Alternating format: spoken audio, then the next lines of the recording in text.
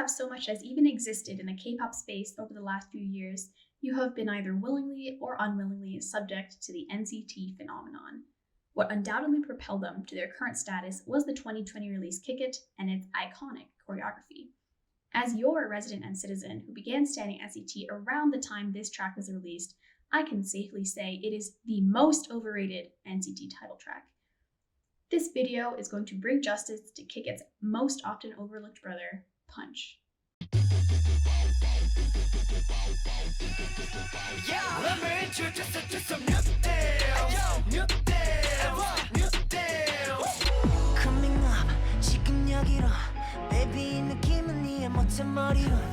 The most recognizable feature of each track is the ostinato, or continually repeated, instrumental which pervades the entire track.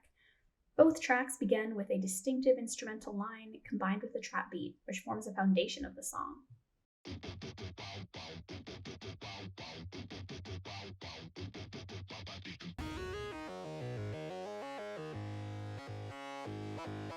The Puku Puku Pow Pow of Kick It, combined with a trap beat, is virtually unlistenable.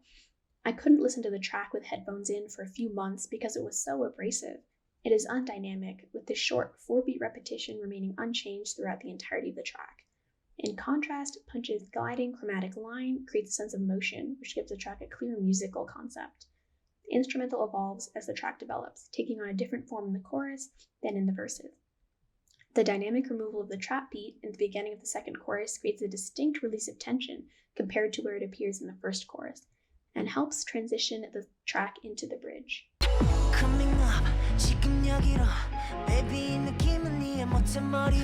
Both songs feature 127's typical top line of mostly shouting and interspersed vocals.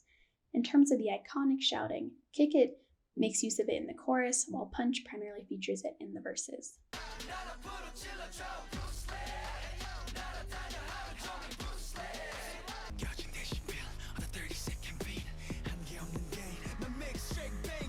In Kick It, the shouted chorus is overly repetitive, with lines like "new things" and "Bruce Lee" repeating throughout the entirety of the chorus.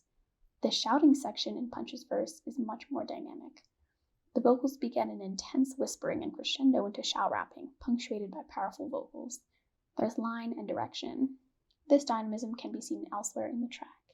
In the beginning of the second verse, Doyoung and Jungwoo split a rhythmically complex vocal line over sparse instrumentals, which resets the energy after the first chorus.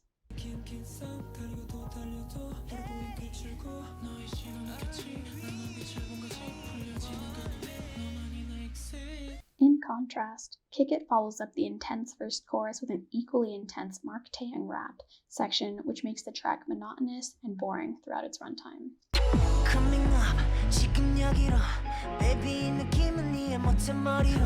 The most unique similarity these songs share, which can't be found in other 127 title tracks, is the structure.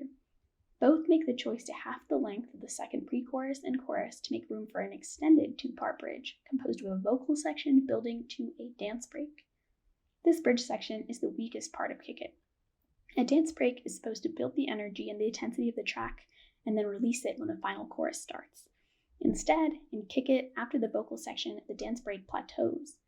The Puku Puku Pow Pow instrumental is removed and is replaced by a very similar na na na na instrumental, which has already been introduced in the song and builds to nowhere.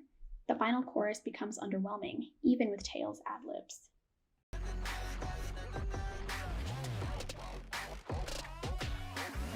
In my opinion, Punch's dance break is more interesting because it brings variety to the track. The instrumental seamlessly adds brass, a completely new texture in the previously synthetic soundscape. This creates a distinct, imposing, stately character for the section, while the rest of the track is more chic. When we return to the final chorus, the intensity of the song has been raised.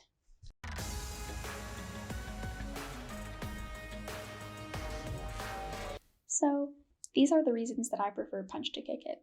As an citizen, I greatly appreciate the popularity Kick It brought to the group, and its impact cannot be overstated. However, I want to share my appreciation for Punch, which is a strong title track and is too often overlooked in Kick It's shadow. Which do you prefer, Kick It or Punch? Let us know in the comments, and as always, thank you for watching.